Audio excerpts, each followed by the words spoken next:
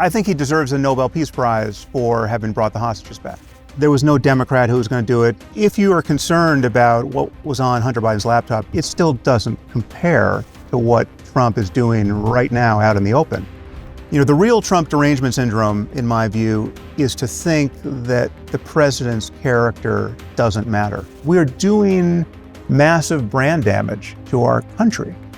Very prominent people, from the president and Elon on down, treated it like the first shot fired in the Civil War. This was a highly asymmetric moment of political hysteria. It was their George Floyd moment. Again, yes, without the riots and obviously. Well, that's quite a big deal, Sam. Before we had a vaccine, Republicans and Democrats died at the same rate. Once we had a vaccine, Republicans died more than Democrats. Rogan is implicated in all of this. Joe was a super spreader of those ideas. Quick reminder, thank you to CyberGhost VPN for sponsoring this video. A top-tier VPN for $2 a month. Click the link in the description to get their special offer. Sam Harris, welcome back to TRIGGERnometry. Thank you. It's good to see you guys. It's been a couple of years, right? It's been a couple of years. Last time we saw it was with Eric, so that was a kind of different conversation. And of course, there was the time before that. Now, I wouldn't bring it up actually, but I saw you had a bit on your YouTube channel in which you addressed the whole Hunter Biden laptop thing that happened on our show recently. So I have to bring it up because of that. Okay. Coming back to this thing, you make these comments, you know, they kind of blew up. I never noticed anything. so sorry if that caused a headache, but you've caused me a headache in case you have forgotten. So how do you reflect on what happened? Well, it's just, in many respects, it's like a massive misunderstanding. I mean, you know, people are living and dying by clips these days, and no one apparently can take the time to view the clip in context. So I would think that a significant percentage of your audience, and certainly a significant percentage of people right of center, simply don't understand what I was saying on your podcast.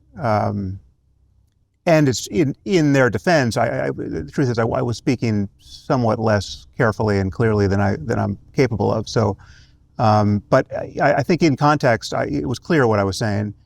My position really hasn't changed on the matter. I mean, if you care about what was on Hunter Biden's laptop because it suggested some level of possible corruption for Joe Biden, you know, as president or as vice president at the time.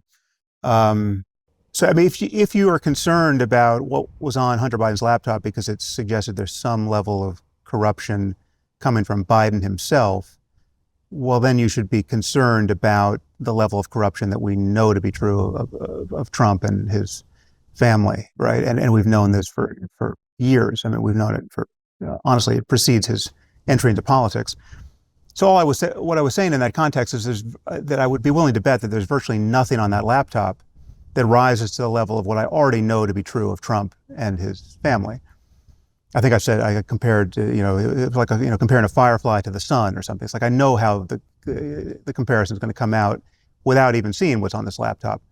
And it was also a scandal involving Hunter Biden, and it wasn't even clear that it reached to Joe Biden. And I'm still not sure there's anything on that laptop that I care about. I certainly haven't heard anything that was, dispositive with respect to Biden's corruption, apart from this, somewhat ambiguous phrase, 10% for the big guy. But read into that as a sinister a practice as you want. It still doesn't compare to what Trump is doing right now out in the open. I mean, his adventures in cryptocurrency, he and his families. It is. If that were the only thing we knew about him as president, it should be the scandal that no one stops talking about. I mean, it's the most corrupt thing imaginable. Sam, can I just pause you there? Because there are people who are going to be listening to this who are maybe heard of it loosely, or maybe haven't followed this story at all. So could you just expand upon that and explain to the listener or the viewer why it's so egregious? Okay, so right before he was sworn in, I think the day before he was sworn in, they launched their meme coin, which is just a pure mechanism by which people can give Trump and his family money directly in a way that is unaccountable, and it just invites, it's a pure mechanism for corruption and bribery, right? So any grifter or foreign agent or anyone can decide, okay, I'm just going to funnel money to the Trumps and tell them about it and buy my way into their favor.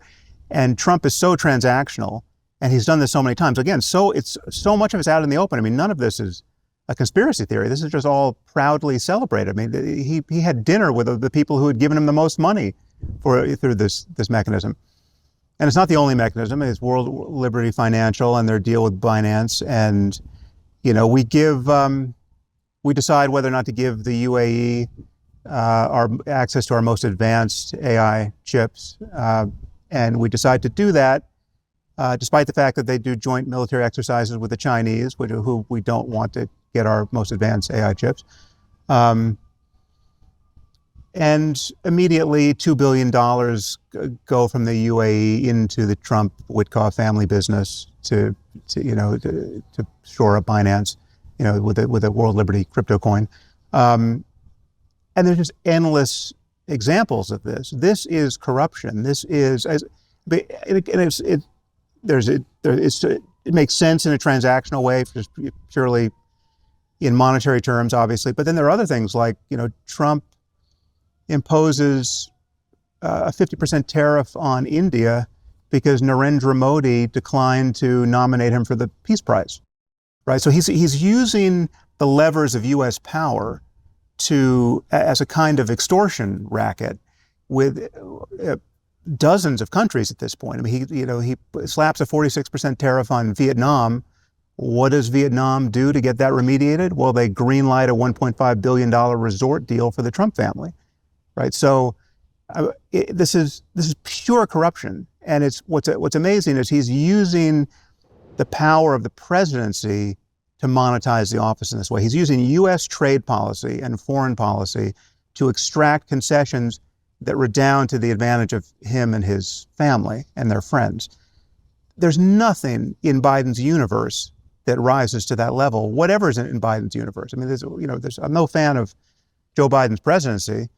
We could fill this whole podcast with what was wrong with that. But if you pretend to care about corruption in government, there is only one elephant in the room, and that is Trump. The thing is, Sam, with the Hunter Biden thing, I think that for many people, it wasn't actually about corruption at all. What it was about was the cover-up. What it was about was the fact that the news story about his laptop couldn't be shared. Well, we disagree about we don't really disagree about the optics of the cover-up, but we disagree about the mechanics of it. I mean, I think a lot of this was good faith fumbling around a story that couldn't be characterized quickly enough. And given what had happened previously, given that we know that Jim Comey's reopening of the email, the Hillary Clinton email non-story, was decisive in her losing that election. I mean, you could just see that her poll numbers go down by the hour at the moment he started talking about it. And that was like 10 days before the election. And we know this time around, Rudy Giuliani held on to this bombshell as an October surprise and released it strategically close to the election. I think there were 2 weeks left in the election, knowing that there was simply enough time for the Democrats and the mainstream media to have a spaz attack and not get to ground truth on this laptop. That, again, from my point of view, this is what I said in that original podcast. I don't think it made it to that nefarious clip, but for me at the time, and it still is, a genuine coin toss journalistic judgment about what to do with this story 2 weeks before the election. Journalistic judgment, yes, but this wasn't journalistic judgment. Okay, so this was big tech judgment. Well, no, so there was big tech censorship judgment. There was Twitter knocking the New York Post off for 48 hours or 24 hours. And preventing the story from being shared. Right. That, I think, almost certainly is a mistake, however you look at it. And I believe I said that at the time. I mean, I thought there were gradations of this. There's what Twitter did, there's what the New York Times did or didn't do, et cetera. But I think it was, for instance, all those former intelligence officials who signed that open letter saying this looks like Russian disinformation, I don't think those guys were lying. I think those guys were genuinely thought this is completely crazy. We got Rudy Giuliani with a laptop he got from some computer store, and it's got everything. It's got the smoking ruins of Hunter Biden's reputation. This certainly looks sketchy. I don't think those guys volunteered to have their reputations destroyed in plain view of everyone just to eke out an advantage for Hillary Clinton. Why not? Well, just who does that? Who says, listen, I'm going to take my reputation for discernment as the former head of the CIA or the NSA or both. I'm going to, again, I don't remember the signatories to that letter specifically, but I mean, who's going to, it's just not in their, it's not in their interests. It's not likely to be decisive. It's just, and it so obviously looked kooky, right? It looked completely, I mean, this did not look like a normal way you would discover the smoking laptop from hell. And again, there was simply not, to have simply played connect the dots journalistically and even from Twitter's point of view, just slavishly just propagating this information or misinformation to the ends of the earth at that moment with the clock ticking, given what had happened in the previous election, journalistically, it could have seemed totally irresponsible. I mean, in hindsight, Jim Comey's re-airing of that fake email scandal was totally irresponsible. It's why we had President Trump in the first place. He couldn't have known that at the time, perhaps, but in retrospect, it would have been better had he not done that. So I have to think, again, I'm not close. I mean, the other thing that was weird about that interview is people took what I was saying as somehow insider knowledge that there was this vast conspiracy to keep, of journalists and academics and scientists and media figures to keep, that we all met in a star chamber somewhere to keep Trump from getting reelected. I mean, if that happened, I wasn't privy to it, right? So that's not what I was saying. What I was saying I mean, there were a few places there where, because I went back and watched it because I needed to, once this thing was detonating in my life and I could see how radioactive it was being perceived to be, I had to see what I'd actually said in context. And there was at least one moment where I got interrupted and didn't complete a sentence. And so like my half sentence and the thrust of what I was saying before that made it seem like I was making a more extreme statement than I was in fact making. So, but my views are unchanged from that hour. So, I mean, I'm happy to talk about anything. If you were interrupted, it would almost certainly have been me. Yeah, so it was. I apologize. It was, but let me just recap it, just very quickly summarize what you're saying. So what you're saying is basically a number of things. Number one, journalistically, in terms of publishing the story, you call it a coin toss. It looked kind of kooky. Therefore, is this a reasonable thing to publish with 2 weeks to go before an election, before you can properly check it, etc.? Number one. Number two, you didn't agree with social media companies preventing the story from being published or shared. Right. And you feel that if we're talking about the corruption element of it, what you were trying to say with an outrageous example is no matter how corrupt Hunter Biden turns out to have been, that will not be as bad as the Trump corruption. Is that fair summary? Yeah, well, especially because, again, we're talking about Hunter Biden. I don't care about Hunter Biden. Well, Hunter Biden did get a lot of money from a Ukrainian company in which he was employed as some sort of expert while knowing hold jack that shit. up against what any of the Trumps have done in the last hour. So, I mean, it's just, there's just no end. It was clear they were already these people, right, from the first time around and from, years previous. There's just no, I mean, what the magic of Trump is that because the one thing you can say about him that sounds like praise, but in fact isn't, is that he's not a hypocrite, right? He's not a hypocrite because he's not pretending to be a good person, right? He's not pretending to follow any of the norms by which hypocrisy would normally be measured, right? So, and what's the reason why this is a kind of superpower is that there's nothing more galling, at least at this moment in our politics, than hypocrisy, especially left-wing hypocrisy. So the moment you can find that, a Democrat didn't floss his teeth when he said he did, right?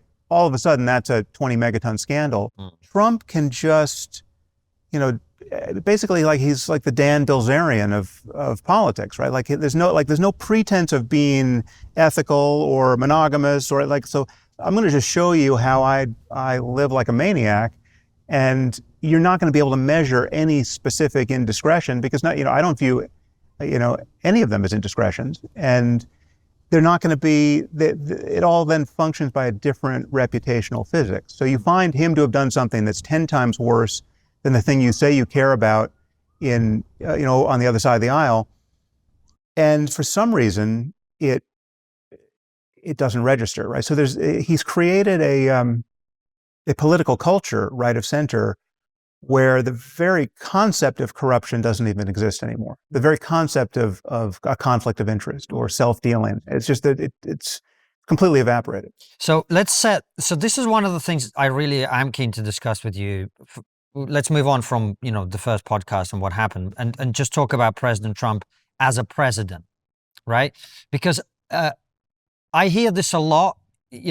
We posted that you were coming on the show, people message you, and they say, well, look, I love Sam, right? And I think his reaction to Trump as a person clouds his view of Trump as a politician, right? Well, I can demonstrate that that's not so, but please. But what's upstream of that is a pretty important piece of confusion, because the real Trump derangement syndrome, in my view, is to think that the president's character doesn't matter, right? He's the most distractible, venal, corrupt, self-dealing, narcissistic, self-absorbed, petty person to ever occupy the office, and that doesn't matter, right? Now, the reason why his character matters is because he's got 3 more years in office. We have no idea what kinds of challenges we're going to face as a country, but we know that all of his decisions are downstream of who he is, of the kind of thinker he is, of how he engages with information, of what he knows and doesn't know, what he cares to know and doesn't care to know, right? So what does he know about Putin? What does he know about the Middle East? What does he know about China? What is going to modify his judgment about what he should do? I mean, how would we have bombed Iran if the mullahs had been smart enough to offer him a golf course deal in Iran? I actually don't know. I think it's even bet that our policy with respect to Iran could have been different had there been massive financial opportunity for the Trumps in Iran. Right? He might have had a Gulf Arab autocrat vibe, an MBS vibe with the mullahs in Iran. He could have seen the wisdom of that. Certainly, if it's a big enough deal, I wouldn't have put that. Well, hold on, Sam. Yeah. But isn't that a little bit unfair in that you're judging somebody not on the things they actually did? But I will judge. I'm just telling you why you need to care about who he is as a person. Okay, I understand. And look, I think a person's character really matters. I do. But I also think when you're evaluating a president, you have to look at deliverables. What are the deliverables? There's probably a lot to criticize, and I'm sure you've got them, lots of them. But getting the hostages back from Gaza. Yeah. Well, so let me just deal with that, because that's on everybody's mind, and square this statement. Let me give you a list, and then you address them all. Is that okay? Well, I mean, this one's worth just hitting off the tee, because all right. I think he deserves a Nobel Peace Prize for having brought the hostages back. Right. I mean, I think that's. I have no problem saying that. Right. So square that with accusations of Trump derangement syndrome. I can readily admit that was a massive achievement. Whatever happens next, I mean, there's not going to be peace in the Middle East as a result of this ceasefire. So I'm very skeptical and pessimistic about the outcome. But just that piece, getting all the living hostages back, was massive. There was no Democrat who was going to do it. President Kamala Harris wasn't going to do it. Biden wouldn't have done it. Many of his weaknesses as a president, as a person, translated in that specific area into strengths, right? His unpredictability, his unprincipledness, the fact that he could just throw over the chessboard and walk away for another year, right? I mean, I think he got more out of Netanyahu and more out of all the parties to that negotiation than a more principled, more methodical, more process-oriented expert on geopolitics would have, very likely. So that's one area where sort of the madman theory of politics, Right. I think worked for him. Okay. And that's to the good. That does not compensate for all the other damage he's done to our country. Okay, fair. And I want to hear both of these, right? Okay. But I want to put some more to you that I would say are positive things, right? Okay. We get asked a lot which VPN we actually trust. The answer is always CyberGhost VPN. It's one of the most respected VPNs in the world, with 38 million users and over 20,000 five-star reviews on Trustpilot, which honestly is pretty rare. Check it out now at cyberghostvpn.com/triggernometry. CyberGhost encrypts your internet traffic so your provider, your job, school, or anyone on public Wi-Fi can't see what you're doing. It reroutes your connection through secure servers in 100 countries, hides your IP address, and keeps no logs at all, so no one will be able to track your online activity. It also unlocks regional content from 40 streaming platforms like Netflix, Amazon Prime, and Disney+, and it works on up to 7 devices at once: phone, laptops, tablets, even your smart TV, so you can even share with family and friends. We rely on it when we're traveling for the show because it's simple, fast, and it just works. The best part is you can get on it for about $2 a month with 4 months for free, 45-day money-back guarantee, and 24/7 support. That's protection of your browsing data, plus access to all blocked content on the internet for only $2 a month, totally risk-free. Click the link in the description to grab the offer or go to cyberghostvpn.com/triggernometry. I can give you criticism as well. I mean, look, I was hopeful that he would do on Ukraine something more positive than he has done. I think Steve Witkoff hasn't done very well, put it gently and diplomatically. We haven't had any progress so far. I hope that changes, as you know. But maybe, if the Middle East is tick, that's no tick.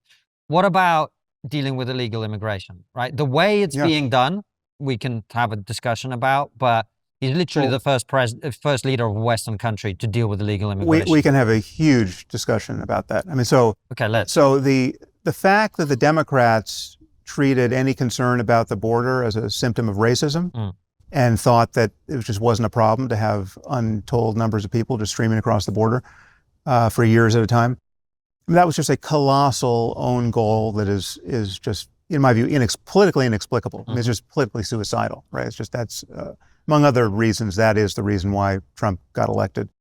But I mean, that's just, I still don't understand it. It's stupid. It's unethical. It serves no real sane purpose, right? I mean, even if you want the same numbers of people in the country because you really think we just have to have an immigration forward policy, there's no argument for not knowing who's coming into the country. You should want the people in the country who you want in the country, right? And you should be able to screen out terrorists and et cetera. So, yeah, I mean, it is true that the Biden administration tried to pass a bill that would have done something, and then Trump cynically got the Republicans to block it, right? So Trump delayed progress on that point so that he could use it as an issue in the campaign. And that was, a cynical bit of politics. But still, the Democrats were totally out to lunch on that issue for years at a stretch. Unforgivable, politically unforgivable, right? And so it is with all the other woke derangement in the Democratic Party. I mean, the irony here is that there's virtually nothing that any super red-pilled MAGA head for whom there's no daylight between them and Trump, there's nothing they can say about the far left of the Democratic Party that I don't agree with and haven't said myself on my podcast, right? So it's not like my animus toward Trump is based on some sort of progressive blindness about, the ethical primacy of DEI or anything else that he's steamrolling over. But I'll remind you that we didn't used to live in a country where masked men who won't identify themselves steal peaceful people off the sidewalk and disappear them and occasionally disappear them to foreign countries, right? I mean, that's not America, and that's happening, right? That's totally unacceptable. I mean, it's Orwellian and insane, and it's insane that anyone has acclimated to it, and it's insane that we've got attorney general who won't answer questions, but when brought before Congress, and she just is messaging to an audience of one and to her social media feed. She's just insulting senators. It's the optics of all of this are so Hunger Games and bizarre, right? I mean, we've got a White House that messages on social media like it's like the account's being run by 18-year-old trolls that just spend half their time on 4chan and then half their time on the official White House X feed, right? We got a president who forwards AI videos of him shitting on his fellow Americans, right? And half of our country imagines this is some kind of progress in political communication, right? I mean, this is the official, I don't know if you've seen this, but the official White House page that talks about the rebuilding of the East Wing of the ballroom. It has become a troll account where it kind of gives the history of construction at the White House, but then intersperses that with like Hunter Biden bringing cocaine into the White House with the shot of him in the bathtub with a cigarette, and Bill Clinton getting a blowjob from Monica Lewinsky. I mean, this is the official White House communication to the world, right? This is not, I get that it's entertaining, right? But if there's no difference between the Babylon Bee and the official White House website, we've got a problem, and we're doing massive brand damage to our country. That's what I care about. I care about what's durable here, in terms of when Trump goes away, and let's say there's a sane Democrat or Republican next time around in 2028. But at the moment, I don't see much hope of that. What bells can't be unrung in any kind of near-term time frame? What damage has been done that we can't immediately apologize for sufficiently, such that it's we have a proper reset? And I think a lot of damage has already been done that's hard to recover from. And we've announced to the world, at a minimum, look at what Trump has done with the tariff policy, just tariffing every member of our species. And again, based on whims and imaginary political imperatives that only exist in his brain, and then in the brains of the people who pretend to understand what he's doing, because he's created a personality cult around him where no one is going to, everyone is Baghdad Bob, and no one is going to tell the boy king that he's lost his marbles. But he's basically ignoring all of our treaties and our ally and our alliances in a way that has announced to the entire world that basically our country is, in any 4-year period, it cannot be counted on to honor anything that has been agreed to before that clock starts, right? So with a new president, we can just completely reinvent ourselves and tear up everything. Every trade agreement, every expectation of an alliance. Are we going to, if Poland gets invaded by Russia, do we even care about NATO anymore? Probably not, right? I mean, see, this is the issue though, Sam. You're making like really good points that make perfect sense, but but the flip side of all of those structures that he's disrupting was, well, he's actually got Europeans to pay for their membership of NATO. That's a good outcome. Right? He's actually masked men dragging people. There was another way to do that, but apart from destroying our reputation. But isn't this exactly the problem? No one was. No one was. Surely there was a way to make the case that our European allies weren't paying their fair share, short of destroying our reputation for being the world's lone superpower. Okay, but was Kamala Harris going to do it? Was Kamala Harris probably not? Probably not. Was Kamala Harris going to close the border? I think we both agree she wouldn't. Was Kamala? No, that I don't. Because I think they were trying to do that because I saw that it was a disaster. No, I think they. I mean, everyone could see this was a disaster. I mean, you get Elon Musk at the border with his own iPhone showing a zombie movie of people streaming across the border, it was a 4-alarm fire. Or is it 4-alarm fire? I don't know what's the most number of alarms? 5-alarm fire. Everyone could see that they were going to. I think they were going to get a handle on that, but still, it's unforgivable that they waited as long as they did. I mean, but this is why I disagree with you. They waited as long as they did because they are ideologically pro-open borders. Not the mainstream Democratic Party. Like the rest of the Western world. All the left of center parties, they talk a good game, but they don't actually take action to close the border, not least because it looks ugly and it's very unpleasant, right? And so, I don't see why it need to look ugly and be. How do you deport millions of people without it looking Well, no, ugly? so deporting millions of people is separate from closing the border. So I don't think we should be deporting millions of people. I think we should close the border and then deport all the criminals, right? But then you don't need this chaotic process. You don't need to say, if you happen to be in a Home Depot and look Latino, we might just bring you to the ground. 4 guys who, again, will not identify themselves, are going to, break your arms and bring you to the ground. And when we find out that you're a father of 3 and all 3 of your sons have served in the Marines, we still don't fucking care, right? I mean, that's awful. I mean, it's just absolutely awful. It's disgraceful. It's totally unethical. And this is not the country. I'm amazed. I would be amazed if it were in fact true that 50% of Americans want to live in a country that treats people that way, whatever their immigration status. I mean, it's just not right. And yet there's no question we could close the border without doing that, right? I mean, this is the thing is, if you close the border and really you have control over who's coming into the country, I mean, that's the first piece. If you accomplish that, you then don't have to make the experience being inside the border terrifying so as to send a message to the rest of the world not to come, right? You don't have to separate people from their kids or lock people in cages or disappear people to foreign gulags or any of that stuff because you've closed the border, right? So this is why Tom Homan's argument that, you have to send a message by beating the shit out of people. Otherwise people are going to keep coming. It doesn't matter if you've closed the border, right? So close the fucking border, right? Anyone could have done that without mistreating people inside our country.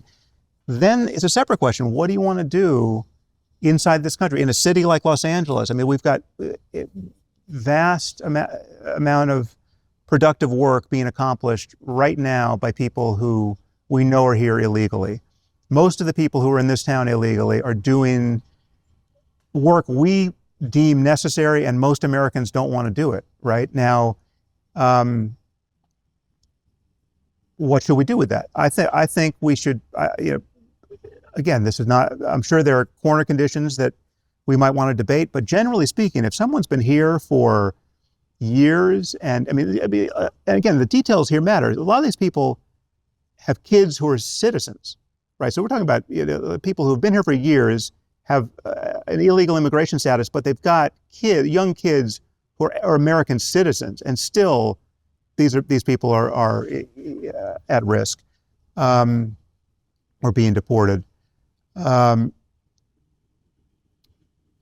In 90% of those cases, I'm just guessing, maybe it's 99.9% of those cases, you've got people who are here doing productive work that we want done. We have whole industries predicated on that work being done: agriculture, the service industry, restaurants, etc.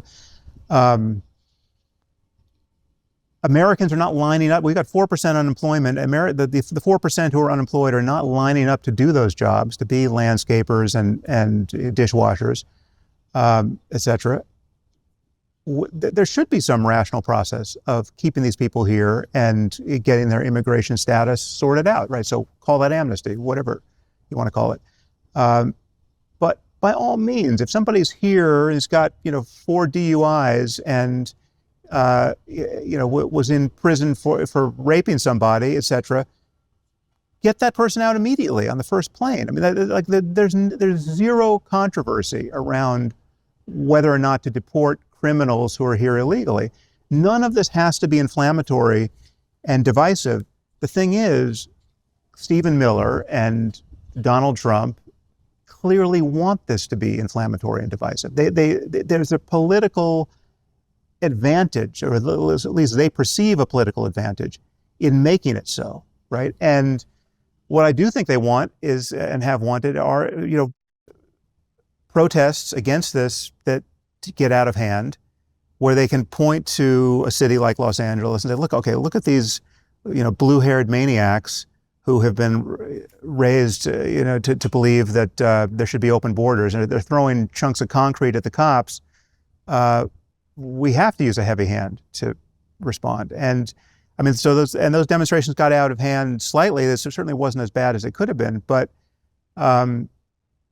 yeah, I mean, I think fears that Trump is looking for an excuse to invoke the Insurrection Act are rational, right? Because he's just the sort of guy to do it, right? It's not, and that will be, I mean, there's several bright lines, but that will certainly be one bright line where we will have lost something, and it could be very hard to get it back.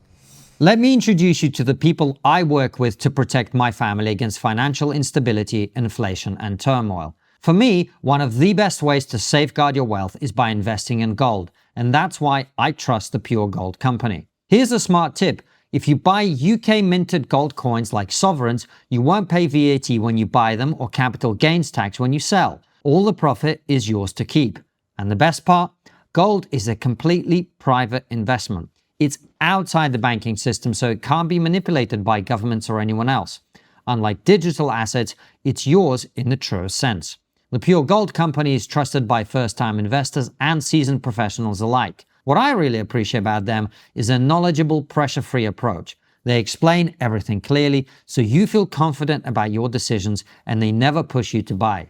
Physical gold has stood the test of time as a store of value, and it offers peace of mind that other assets can't match. It's reassuring to know that even if the banking system falters, your gold and its value remains safe. Whether you're looking to diversify your investments, protect your savings, or just gain the security of owning a real physical asset, we highly recommend the Pure Gold Company. Click the link in the description or go to pure-gold.co/trigger to get your free copy of the investor guide. That's pure-gold.co/trigger. Take control of your financial future today. Francis, sorry, I know this has gone on for a long time with just me talking, but this is like a meme, me talking too much. But there's one other bit of this I want to explore with you before Francis takes over, which is the one thing. Look, I'm not American. Francis is not American. We love this country. We have so many great American friends. The one thing that does really give me pause is this conversation that I don't understand about a third term. Steve Bannon was pushing this idea a long time ago. And as we sat down to record this, President Trump was asked about this. He sort of gave a bit of a non-answer. He did say he wouldn't run as vice president, the sort of Russian Putin Medvedev switcheroo that they did way back when. But that to me is the one bit of... The one out of 1,000 things that caught your attention? I mean, like the fact that he's even after January 6th, the fact that we're even having this conversation is insanity. I'm trying to make my point in a way that is easier to access for people who may not agree with you. Right. Okay, I'm trying to take some of the edge off Sam Harris. You know your audience, all right? I'll take all the help I can get. Well, what I'm saying is, all of these other things, for example, take the corruption stuff, right? A lot of people are just going to go, I don't give a shit. I care about, he sorted the hostages, he's dealing with immigration. Sam Harris doesn't like the way he's dealing with it, but at least he's dealing with it in some way. He's got NATO to pay their way. Well, I could give you other examples, right? Repatriating manufacturing back to the US, whatever. But the one bit that I think a reasonable person, including after January 6th, would have to look at and be worried about is... Why? If he's the right guy for the job, why wouldn't we want him for a third term? Because you have a constitution. Yeah, but... And an unwillingness to follow the constitution is an indicator of some serious problems, wouldn't you say?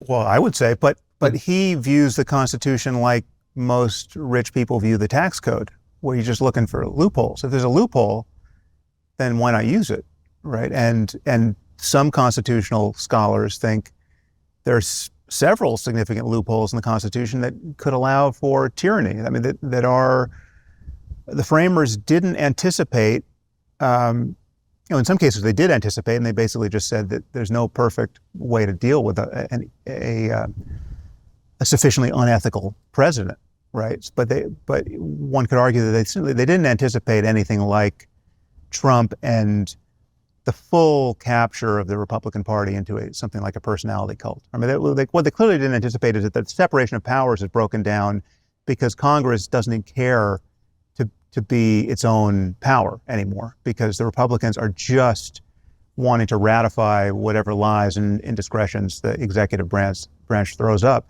So, Congress has been neutered, right? Congress owns tariff policy, right? Congress should be setting the tariffs.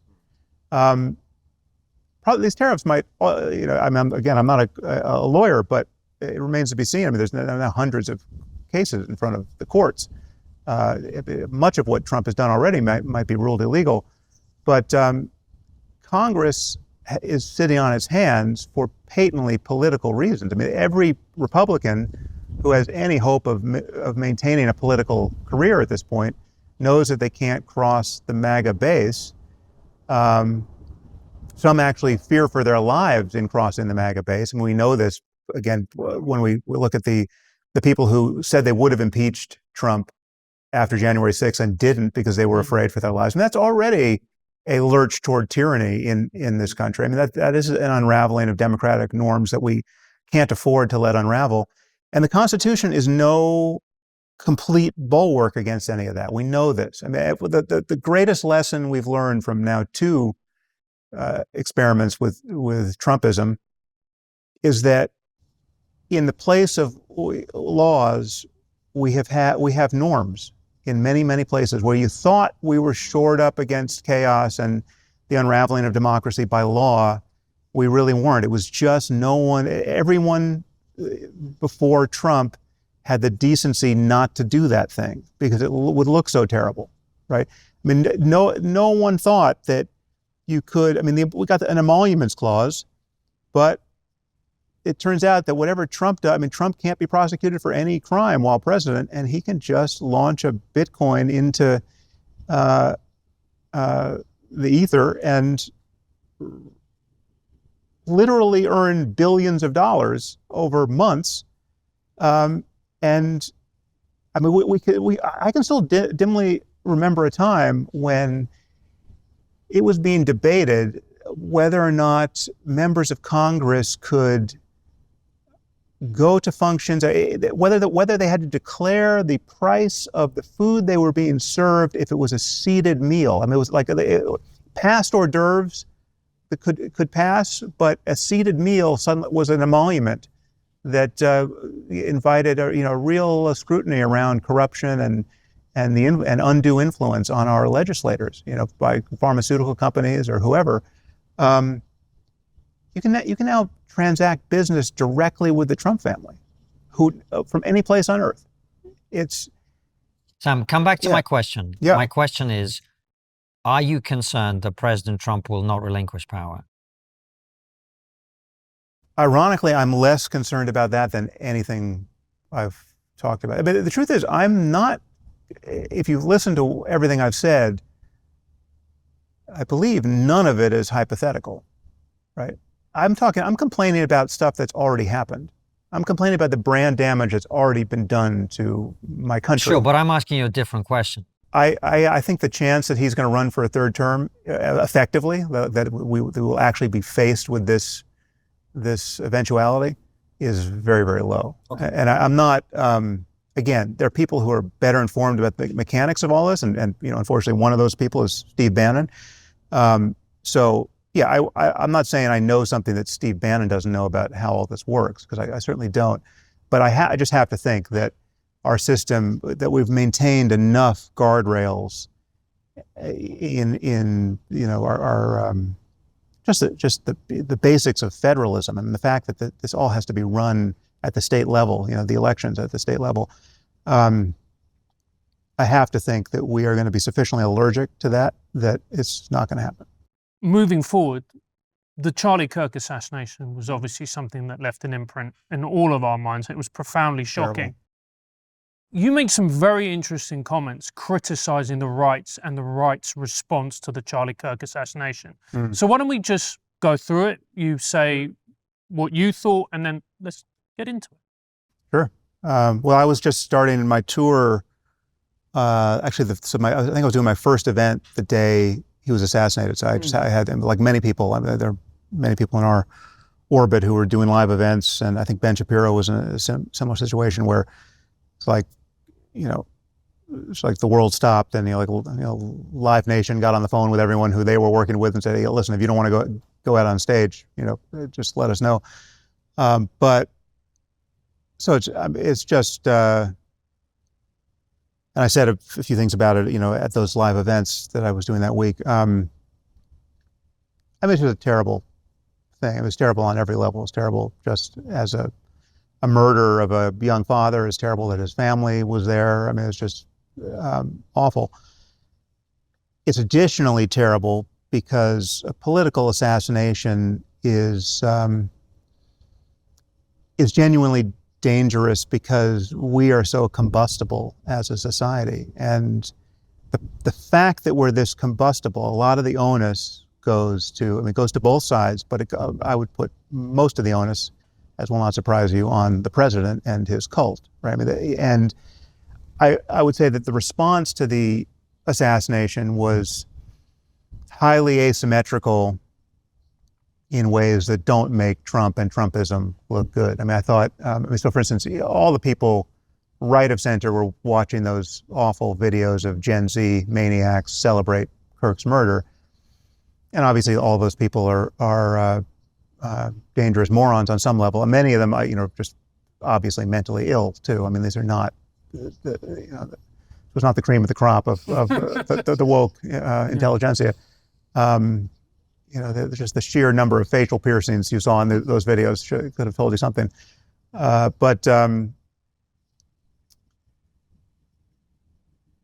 what you didn't have left of center were prominent people with big platforms, prominent media figures, or, to say nothing of political figures, like, from Obama on down, say anything but this was horrible and we should never let it come to this in American politics, right? Like, this is there's no party left of center, real party for political assassination. And yet right of center, very prominent people, from the president and Elon on down, treated it like the first shot fired in the Civil War. Totally irresponsible, totally dishonest.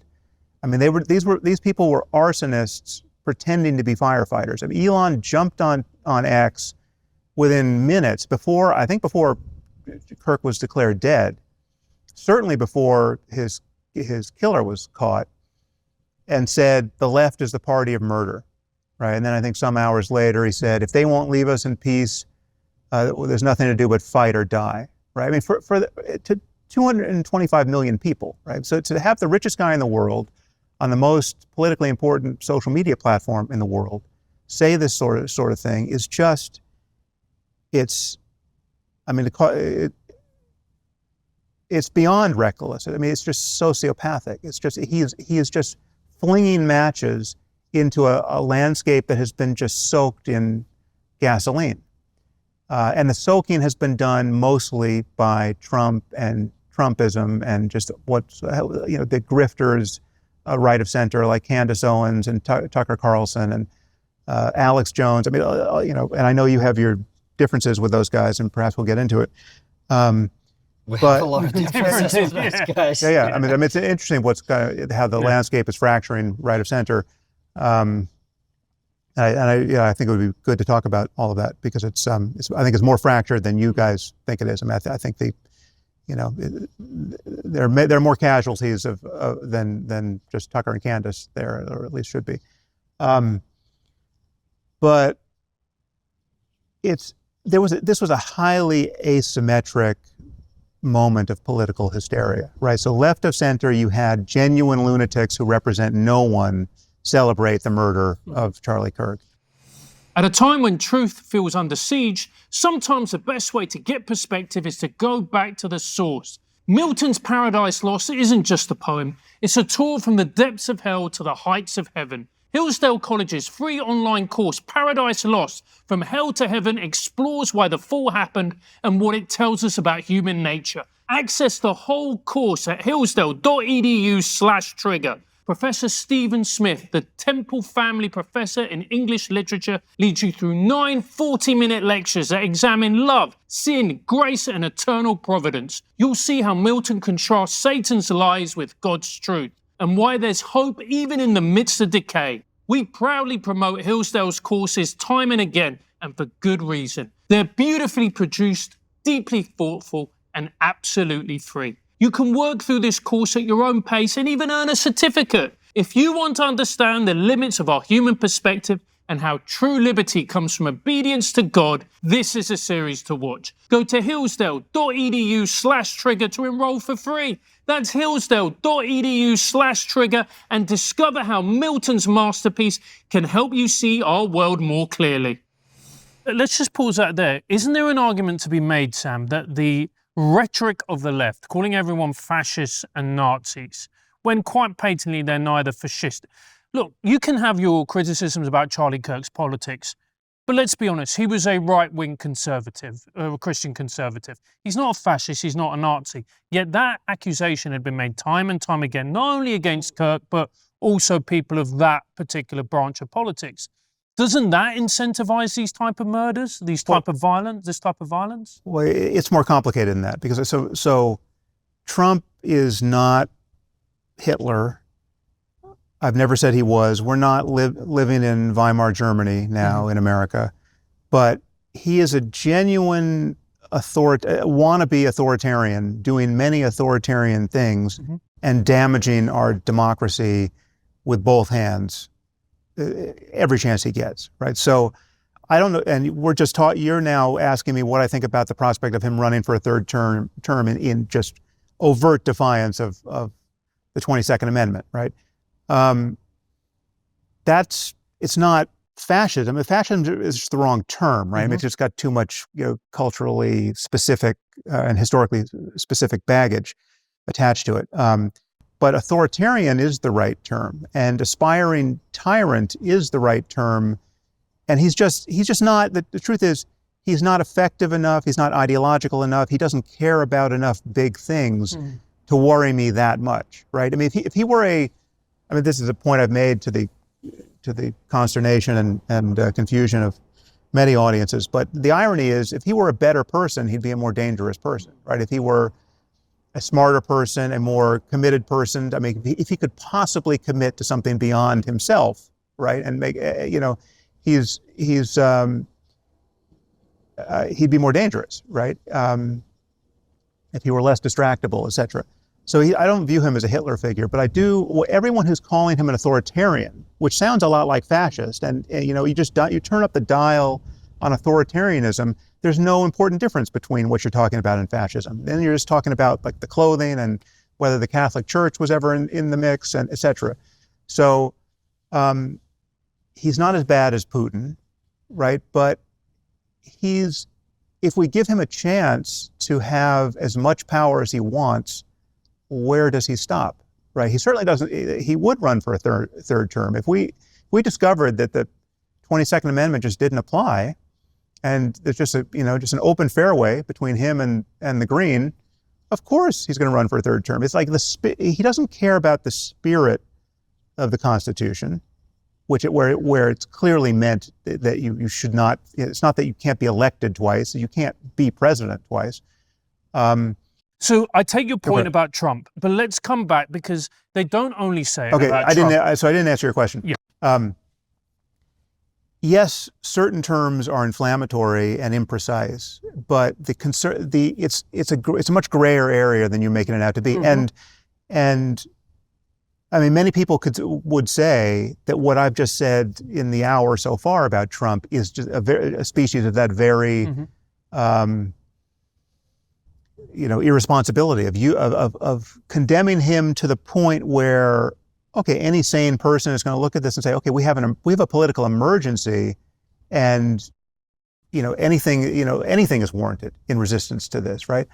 I'm not saying that, but I'm saying we have a political emergency, right? And we need our institutions to function to contain the damage.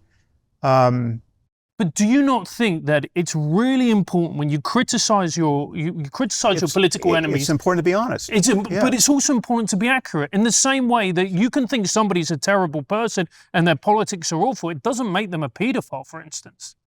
Yeah. And this kind of escalatory language, I personally think is highly dangerous. And when you live in a country like America where you have access to guns and there's so many people with mental illnesses, I mean, that's dangerous. But nobody uses more inflammatory language less responsibly than Trump and his enablers, right? I mean, so again, Elon jumped on X and basically said, our political opponents are murderers. The left is the party of murder. There is no party of murder in America, right? Trump in his address to the nation immediately after Kirk's death effectively said in so many words, not just that these Gen Z maniacs on TikTok were, responsible for his death. He effectively said that his mainstream political opponents were culpable for murder, right? Which is just not true. Again, everyone from Obama on down said this is fucking horrible, right? We have to pull back from the brink here. This is not acceptable on any level. And then you had people bending over backwards to sane wash Kirk's actual politics. Ezra Klein jumps on his opinion column at the New York Times that says Charlie Kirk was doing politics the right way, for which he got no end of shit, left of center. Everyone was being sensitive. Everyone with any real platform was being sensitive. And what you had right of center were just, with the important exception of Kirk's wife, during her eulogy, right, who struck a very different note. Stephen Miller's eulogy was madness. It was fascistic madness. I mean, this is right. Stephen Miller is a character, apart from the fact that he's Jewish, is a character right out of Weimar, right? I mean, he's a lunatic in how he messages into this combustible environment. Do you remember, did you watch his speech? I didn't watch his speech. Okay, you should watch his speech. It was the most insanely vituperative, what does vituperative mean? Just expressive of pure hatred for everyone left of center. I mean, just you people are nothing. We will destroy you. You have awakened a dragon. You have no idea what you, and the, not so much from him, but from other people on the dais that day, there was just this volcanic expression of Christian nationalist kind of just, it's just pure moral confusion and political hysteria from my point of view. I mean, it was their George Floyd moment. Again, yes, without the riots and obviously. Well, that's quite a big deal, Sam. This is what I was going to bring up. It's a superficial deal. Hold on a second. Hold on. It's a big deal, but it's not. It is a bigger deal to have the President of the United States come before the country and say, basically, half of mainstream America is a terrorist organization. Like those are not his words. That was the subtext of everything he said in that address to the nation. It was completely of a piece with Elon's tweets, right? The George Floyd thing, I think you're going way too far, Sam, and here's why. There's no daylight between us about the George Floyd riots. I mean, I know. we view it in precisely the same way. I just view Trump differently. Hold on. What I'm saying is something else. We agree that burning down cities and taking over districts in America and burning police stations and killing a lot of black people and these moronic chants of defund the police, which led to more black people being killed in their communities and in the cities, all of that's crazy, right? And wrong. But what I noticed, and I'm just telling you what I noticed, right, is when Charlie Kirk was murdered in this way, which I thought was horrific, and I think we do know, as far as I can tell, that it was politically motivated. And I would argue, you may disagree, but for me, the word Nazi and fascist has a very unique dimension to it, which is we have been trained as a culture to view these people as a specific threat to the democratic order, to minorities. It's when we think of a Nazi, we think of someone who's going to take over the country, destroy democracy, and murder millions of people. Yeah. That's what a Nazi is. So what happened was... Well, I do think there... Yeah, hold on, okay. but let me finish my point. What happened was a lot of people on the right, and even people like you, and even people like us who are not even on the right, have been called those terms by some people. In your case, for being critical of Islam, in our case, for questioning the insanity of the left, etc. Right? In my view, that is putting a target on people's back. But the other point is, when Charlie Kirk was murdered, it was horrific for anyone really watching it and what happened. Did you worry for 1 second that there's going to be streets burning in America? Did you worry that police stations were going to be burning down? Did you worry about any of that? Because I didn't.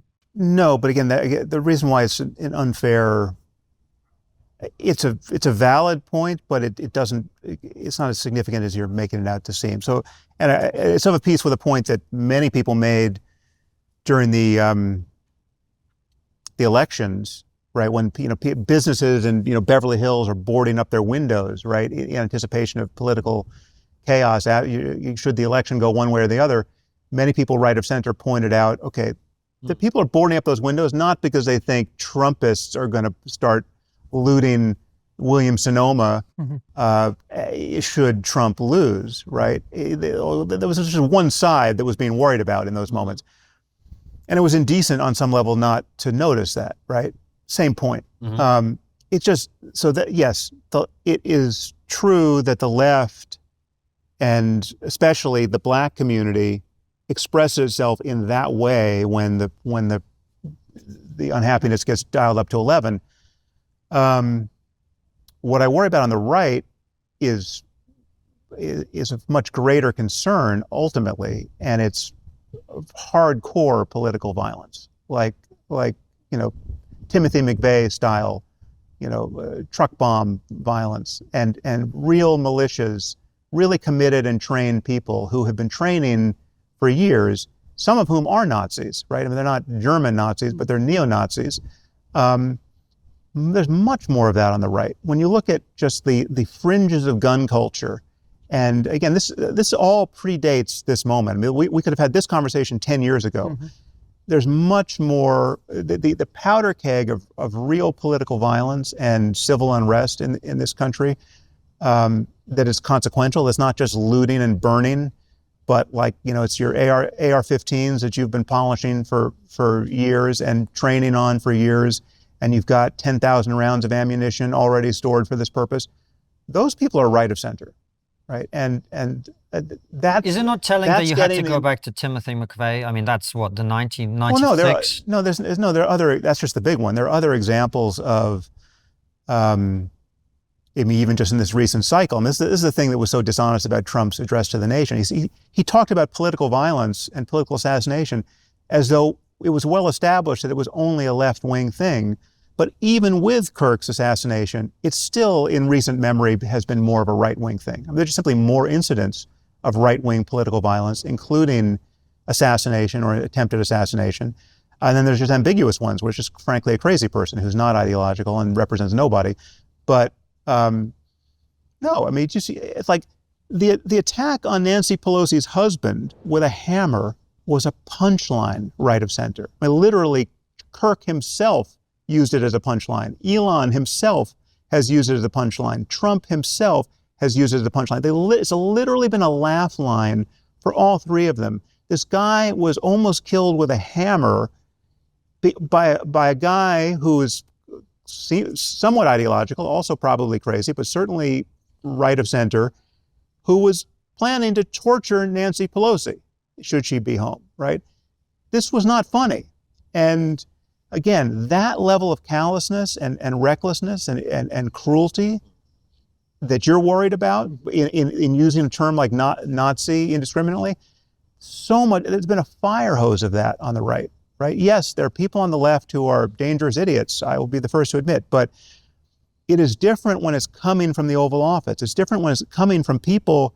It's like, for every one of those people who, the Gen Z maniacs who made a video celebrating Kirk's death, there's an equivalent lunatic on the right who's much closer to power, right? Like people who've got like Laura Loomer's phone number in their phone are crazy and dangerous, right? I mean, like this is not, there's a fever swamp as you move right of center. And again, we'll talk about Tucker and Candace and Nick Fuentes. Like as you begin to move rightward and toward the weird, right? And you get into QAnon and you start glad handing all the anti-Semites and conspiracy theorists, it gets very, very weird, very, very dark, and very, very well armed in a way that isn't mirrored on the left. And that's an important difference. I'm not worried about, yes, who's gonna, if you tell me that Louis Vuitton is being looted in Beverly Hills, I'm pretty sure I know who's doing it. I'm not as worried about that. If you're a TRIGGERnometry fan, you probably think before taking things at face value. So why trust a mobile carrier that makes billions selling your data behind your back? That answer is Cape, a premium mobile carrier built from the ground up to protect your privacy. Unlike the big providers, Cape doesn't ask for your name, address, or social security number when you sign up. They delete call metadata after just 60 days instead of storing it for years. And they never ever sell your data because they don't collect it in the first place. Cape also goes further than any normal carrier. It protects you from SIM swaps, voicemail hacks, and signaling attacks. And with a unique system, your account is locked by a 24-word recovery phrase, just like a crypto wallet, meaning only you can access or transfer your number. Not hackers, not scammers, not even Cape. This is why Cape has already been vetted by cybersecurity leaders from OpenAI and CrowdStrike. It is trusted at the highest level. Cape offers a $30 first month trial for new users. If this sounds like something you've been looking for and your phone is carrier unlocked and eSIM compatible, give it a try. If you like your trial month, you can use our code TRIGGER33 to get 33% off your first 6 months with Cape. Sam, and just for the people watching, and you said that this was a George Floyd moment for the right, you weren't saying that Charlie Kirk and George Floyd are equivalent in who they were as people. No, thank you for connecting that. Yeah, that would be helpful. Apologies for the people who are already typing. Yeah, because you know how people like to then I don't need to explain that. It was a George Floyd moment in the sense that the level of emotionality and lack of caution and lack of honesty around the messaging was equivalent. Right now, it's not. Again, it from coming from different people and different levels with different implications. But yeah, I mean, what I saw at Kirk's memorial, some of it was fine, and some of it was actually beautiful and inspiring, and some of it was just a patent explosion of Christian nationalism and an appeal to theocracy, right? And again, a kind of I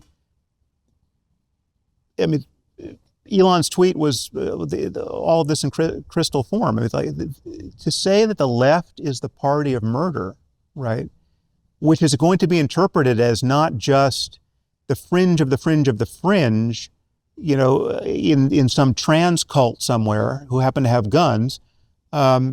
No, the left is synonymous in that statement with effectively the Democratic Party, right? I mean, just the mainstream political opponents of Trump. It's totally irresponsible, right? And that's a level of demonization. I mean, what we have to. I mean, to take this from the kind of the highest level. I mean, like this comment is true now, and it'll be true 50 years from now. What we have to surmount here to live sanely are two things: tribalism and dogmatism. I mean, like the tribalism and dogmatism are the generic, software flaws in our politics, in our culture, and in our personal psychology, and social psychology that make solving all of these collective problems impossible, right? I mean, and it just the antithesis of both of those things is intellectual honesty. I mean, one of the reasons why I criticize religion so much is that religion's the only area of culture where tribalism and dogmatism get this new gloss, and they seem like virtues. They can be made to pass as virtues, moral virtues, moral necessities, intellectual virtues. We call the dogmatism of religion faith, right? When you don't have good reasons for what you believe, and you're immune to the good reasons of others that are countering your beliefs, and there are certain conversations you refuse to have because you've got these cherished beliefs that you want to guard from all streams of evidence or argument, right? We call that faith, but no, that's just dogmatism, right? In fact, the word dogmatism it's a Catholic term, it's a Latin term. Dogma is a good word in Catholicism, right? I mean, it's not pejorative, but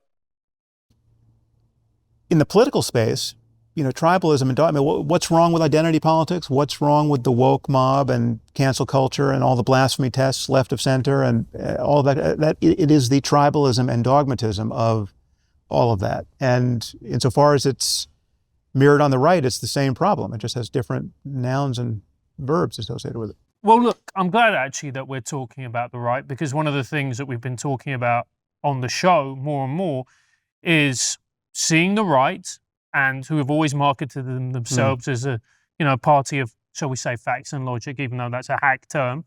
And then you look at the way some of them are going, and there doesn't seem to be a lot of facts and even less logic. Right. So how are you guys dealing with that? I mean, you have... I'm one of the people who came up with the concept of the woke right. Right.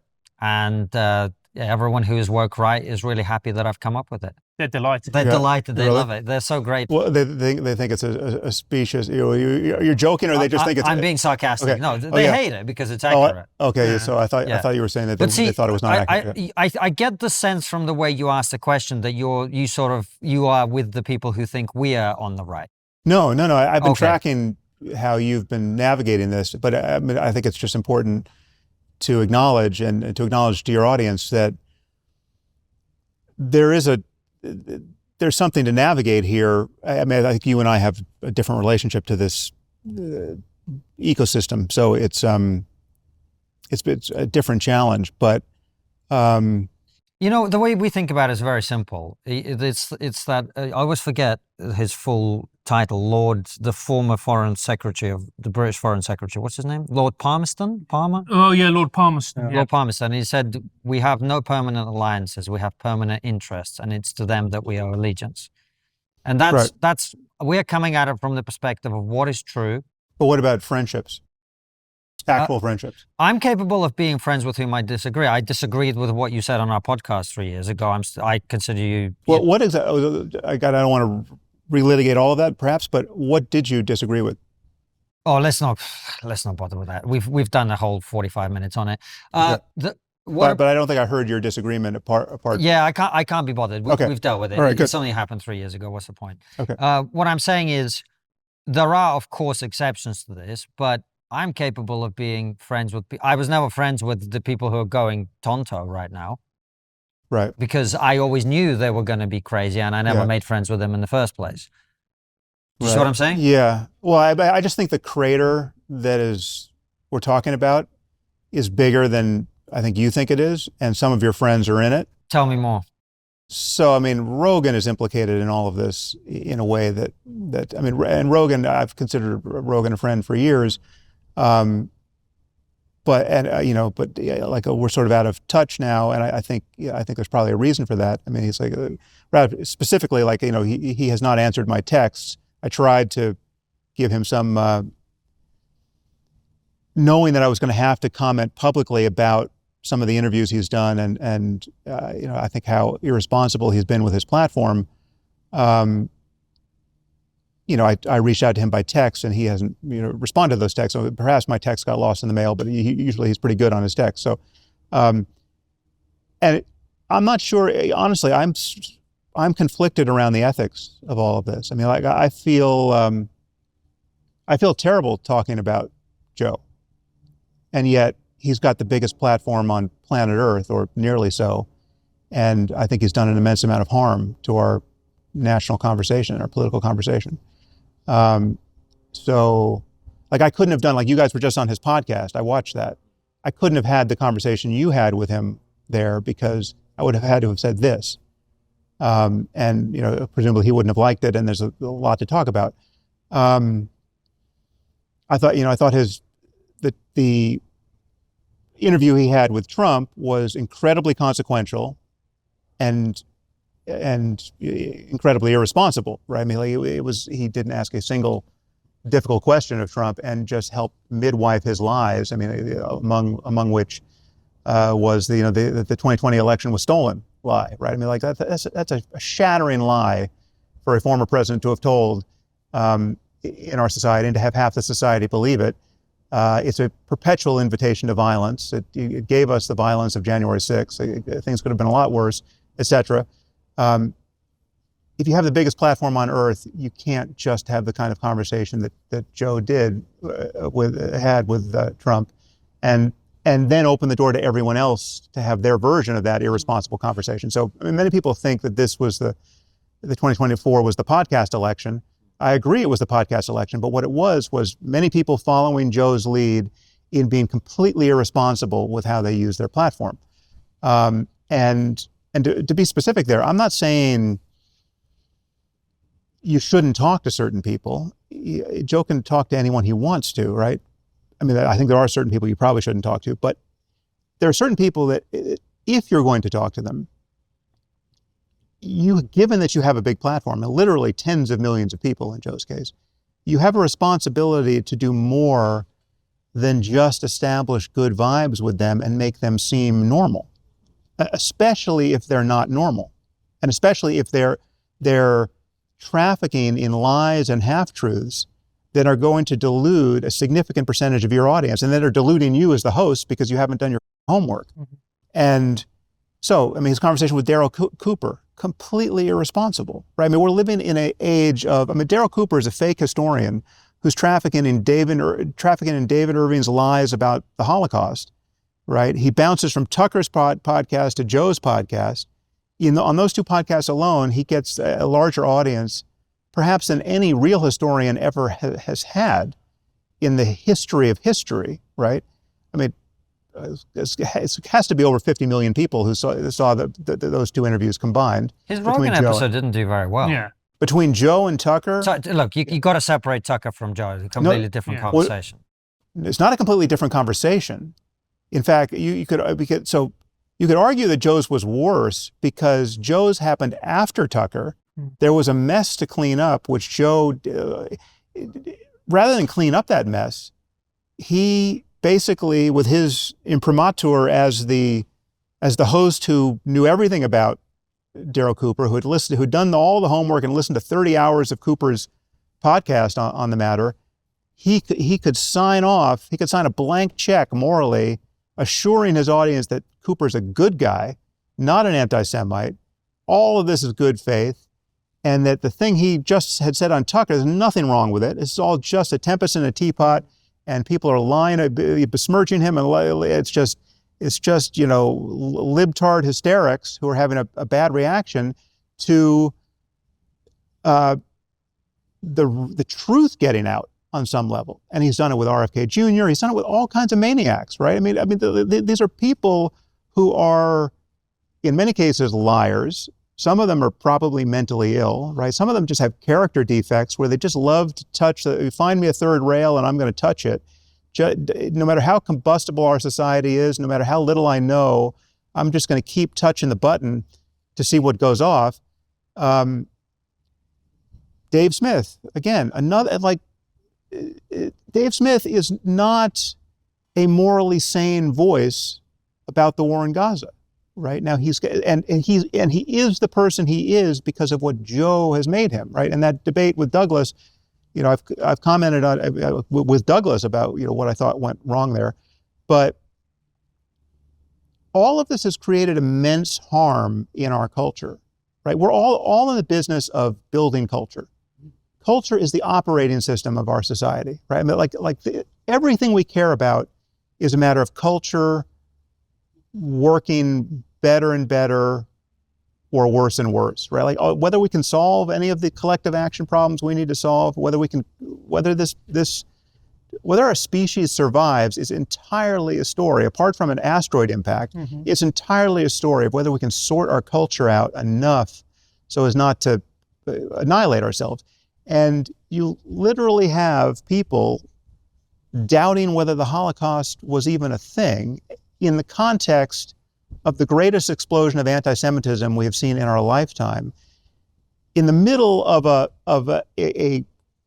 very clear clash between aspiring Islamist theocracy globally and the West, and Israel being the tip of the spear of all of that. Massive moral confusion being spread in our society around that, quite consequentially so.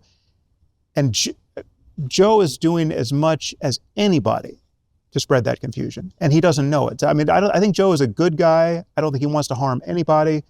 I would not say the same about Tucker Carlson. I mean, I think they're completely different types of people. But it's a disaster what has happened on Joe's podcast, politically and culturally. Yeah, he's done thousands of podcasts. Thousands of them are great, right? But his approach to this, he's taken absolutely no responsibility as a journalist or as an intellectual or as a historian or as a scientist, because he doesn't view himself as a journalist or an intellectual or historian, as a scientist. He's a comic, and he's just shooting the shit with people, and he's just exploring his interests, and great. It's Joe Rogan University. But he has to recognize that he's doing more than that. He's doing more than that just by virtue of having the audience that he has. But he's also doing more than that because he has this taste for conspiracy theories. He's got this taste for contrarian and anti-establishment views and the debunking of the elites, right? He's bought into that side. Like the scales are not just balanced in a truly open-minded and kind of intellectually disinterested way. No, he's got an appetite for the false flag operation, right? Like if there's something, if the non-standard view can be spun at all, he wants to hear about it.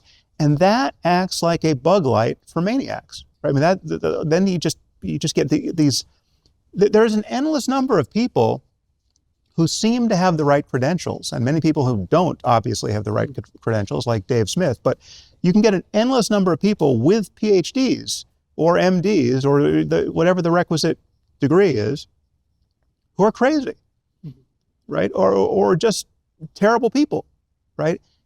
When you have a platform like Joe has, you have a responsibility to not just lay yourself open and your audience open to a fire hose of bullshit and half-truths and lies, isn't there unfiltered. Chances are, if you're a TRIGGERnometry fan, you understand the importance of free speech and privacy. And you'll also probably know the founder of Unplugged, Eric Prince, because he's been a guest on our show. Eric created the Up phone by Unplugged to solve a huge problem. Our smartphones have become the most powerful surveillance devices ever built. Governments want backdoors. Corporations harvest your data and sell it. Both sides chip away at your freedom. The Up phone is different. It's built from the ground up for privacy with its own operating system, no big tech backdoors, and a built-in firewall that blocks thousands of trackers every day. I have one of these because I want the peace of mind that my personal data isn't being sold or spied on. Go to unplugged.com/TRIGGERnometry and use our code TRIGGERnometry for $20 off a protective case with the Up phone. Okay, but isn't there also a way that you could say, look, you know, some of these ideas are going to be bullshit, some of them are half-truths, some are going to be highly controversial, which in a few years' time you look at in the cold light of day and was like, well, it was unpleasant, but it was true. Okay, wait a minute. Like Joe, Stuff about COVID, for example. Okay, but at the time, I called that correctly. Yeah, but Sam, everybody, I mean, that was so easy to see as an instance of left-wing, politically correct overreach, right? Well, like calling the lab leak hypothesis racist at the time. I mean, the very hour, the first instant of this happening, every sane person who's not indoctrinated into wokeism at that moment saw, okay, that's Sam, bullshit. I don't think you're remembering this correctly, with all due respect. I remember, and just tell you our perspective as people who make videos on YouTube, right? that we were having conversations about, are we allowed to have this particular discussion about COVID or masks or vaccines or whatever? Okay, that's a bigger conversation. And the Wuhan thing, because if you'd said that that was the case at the time you were not allowed to say it, YouTube would literally nuke your YouTube channel, right? So when Joe pushed back on it, which I am grateful to him for doing on that thing, he was leading the way in challenging some of this public health nonsense. Okay, right? yeah, so yes, if you want me to say that some conspiracy theories are true, yes. So conspiracy theory, Alex Jones is going to get it right some of the time. That doesn't vindicate Alex Jones. Alex Jones is a madman who has created tremendous harm, full stop. It doesn't matter how long the list of things is that he was right about. I mean, he is endorsing every crazy conspiracy allegation. Some are going to be, at some point, you're going to say, oh yeah, this thing that seemed totally implausible and even irresponsible to entertain, turns out that was right. The CIA did do that. But it's also on a more prosaic level, like school closures. We had Boris Johnson, our former Prime Minister, who actually said the school closures that went on in the UK were wrong and it damaged a whole generation of children. And maybe if there'd been more people to push back on that, we could have actually dealt with. You can count on one hand. I mean, so the postmortem on COVID. I mean, I guarantee you that the postmortem on COVID that passes for truth in Joe's world is not true. Like on Joe's account, COVID was just a cold. The vaccines were fucking dangerous, right, and may have killed a lot of people. And in Brett Weinstein's world, the vaccines killed millions of people, right, and et cetera, right. So all of that's upside down, right? Yes, there were some very clear moments where the mainstream political messaging, or public health messaging, was disastrously bad and or dishonest, and that was super consequential. And there were things were kept closed for much longer than they should have been. We were not nearly as flexible as we should have been in just understanding that this was a moving object, and with each new variant, things were changing, and that the science is catching up to the problem, and there's lots of scientific uncertainty at every stage along the way, and there are people covering their ass, and it's not a plandemic, right? Well, no. But it's just whatever.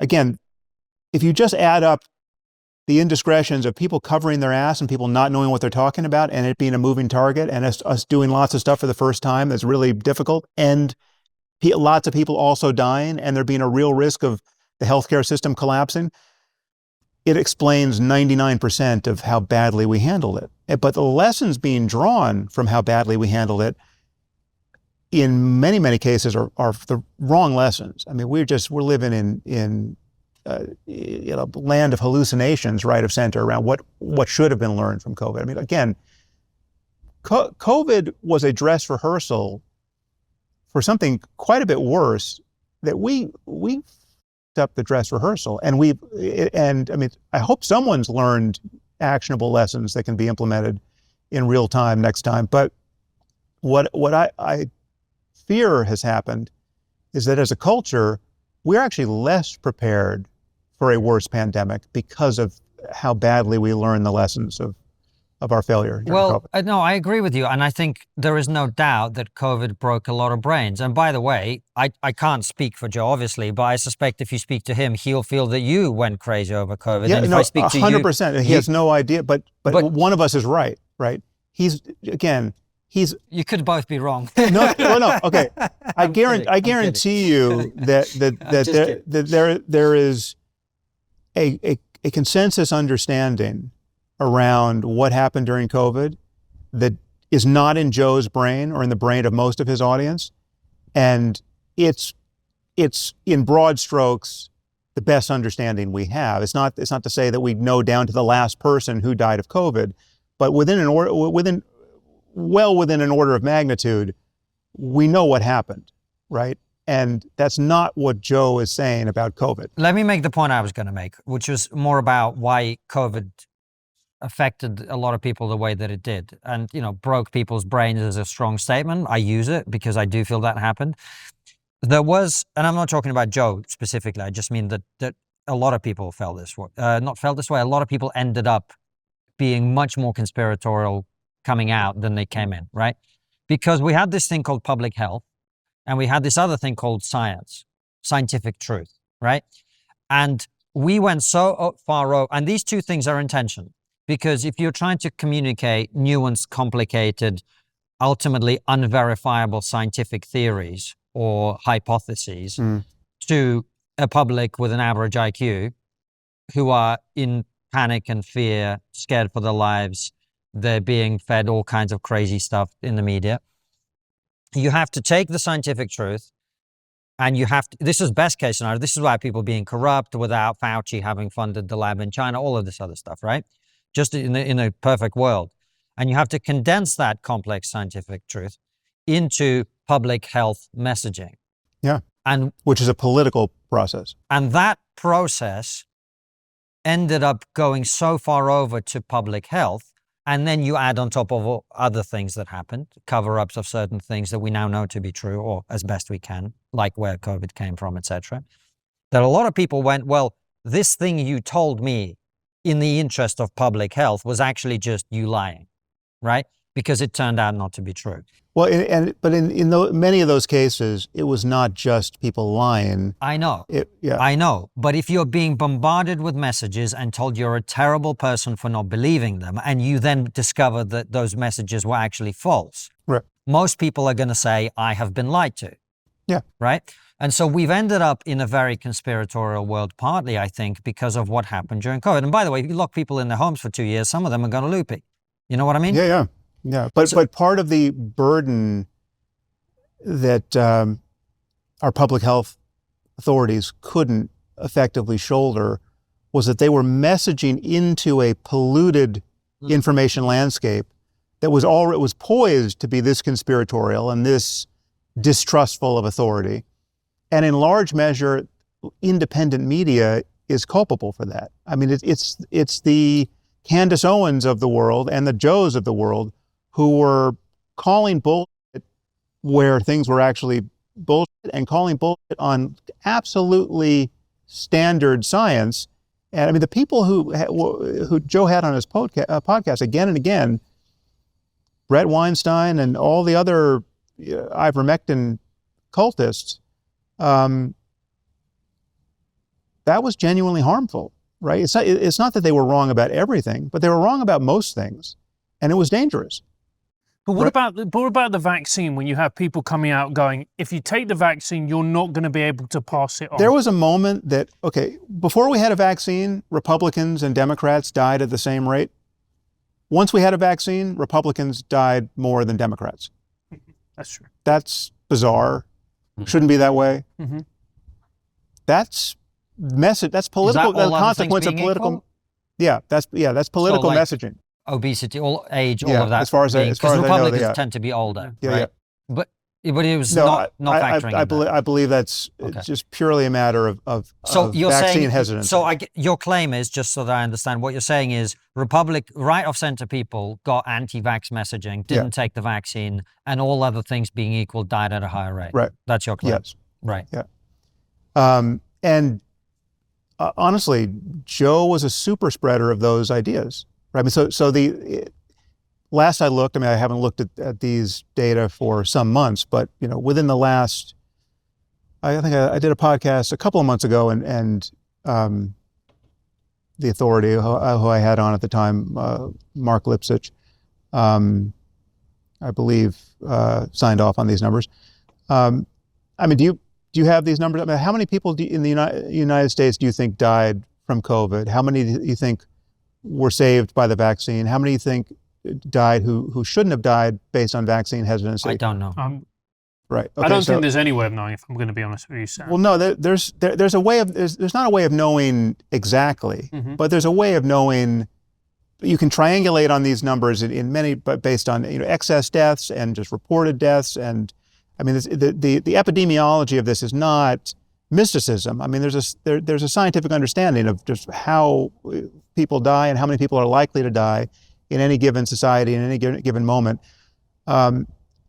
We're not off by a factor of 10, right? Let's say we're off by 20%, but we're not. This is not like we think X and it's really 1/10 of X, right? Something like 1.2 million Americans died from COVID, right? Now, From or with? from COVID is the reason they died, Okay. right? Not that they got hit by a bus and they also had COVID. Okay. Now, that's not the bubonic plague in the 14th century, but it's also not a cold, right? It's yes, most of those people were old. Most of those people are not fit young men who didn't want to take the vaccine because they heard about the heightened risk of myocarditis, right? I mean, there was all kinds of wrinkles there. It mattered, how old you were, in addition to being obese, et cetera. But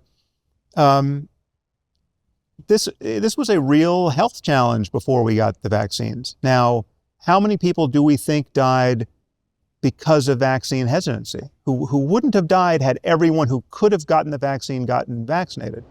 That number's around 300,000. Right now, that's a lot of people. Again, most of those people are almost certainly old. They're not 4-year-olds. I mean, it's like 1,000 kids or something like 1,000 kids died from COVID.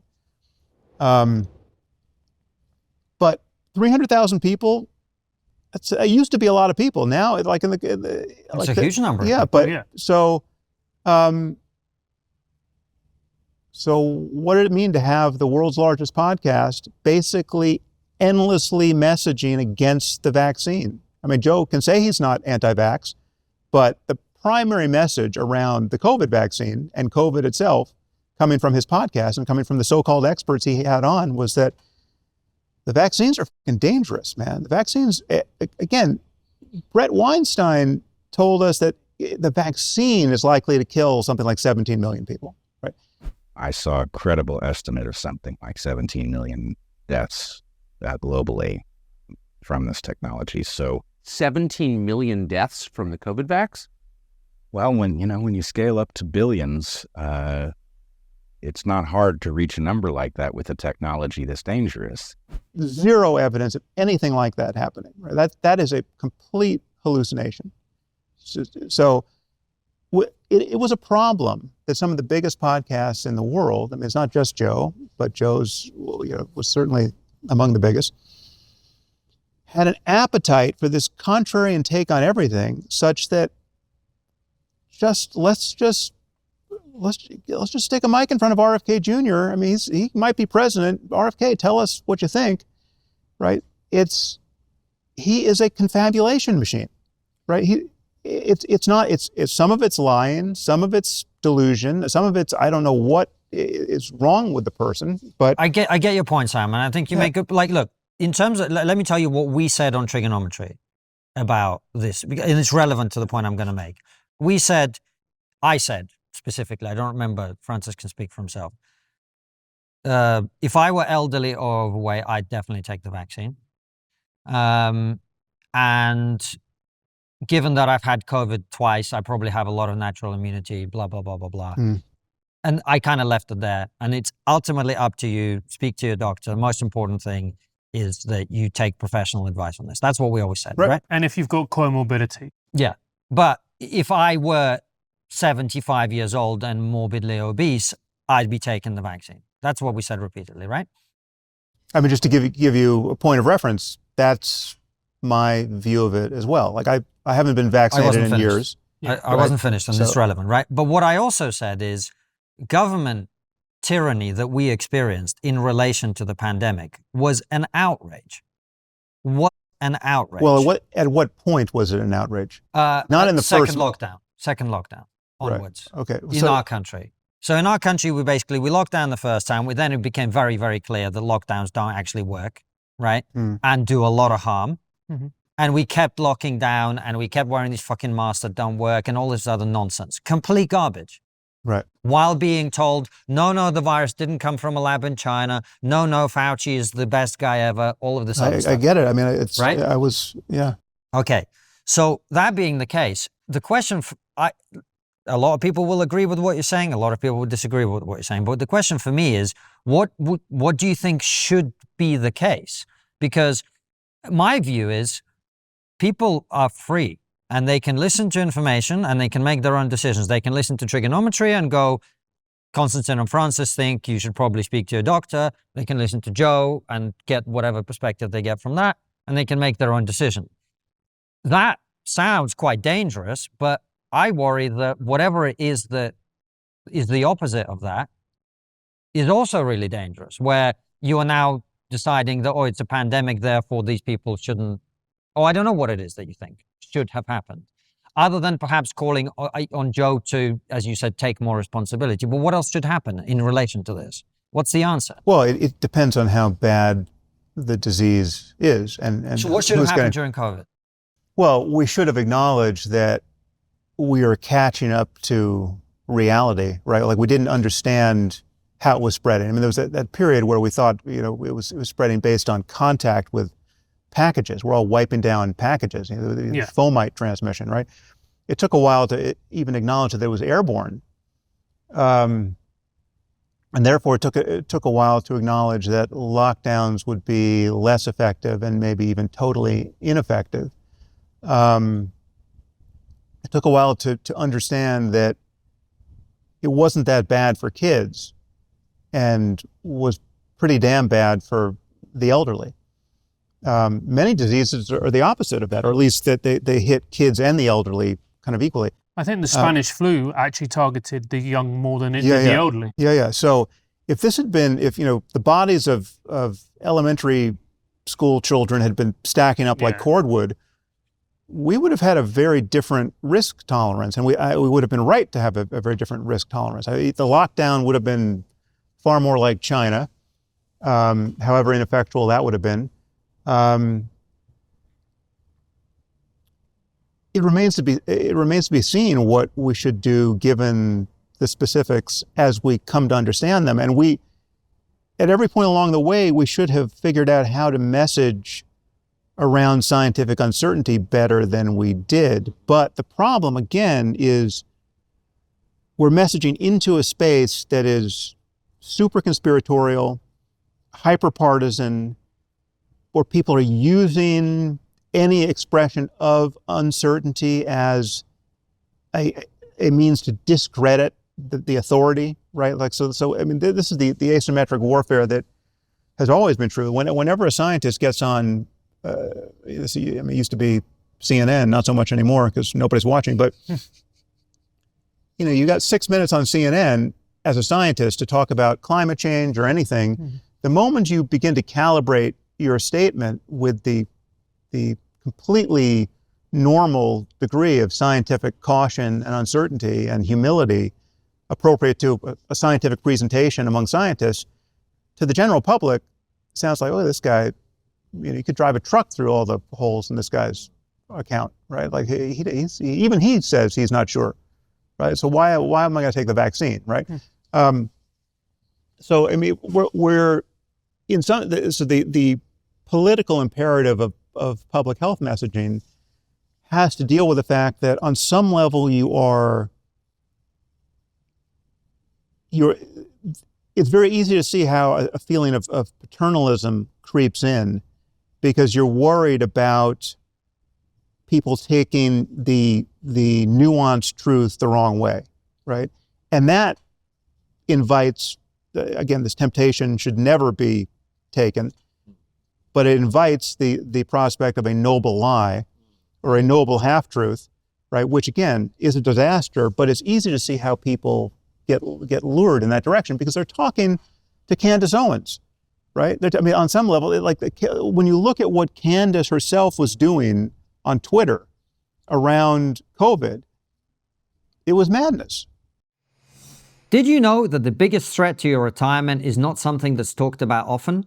The increased longevity of American citizens means default retirement accounts like IRAs, 401ks, and TSPs may not suffice. If you have over $50,000 in your retirement account, get instant access to a free 2-minute report from Augusta Precious Metals that reveals the one step you can take to secure your financial future. Visit triggergold.com or text TRIGGER to 35052 today.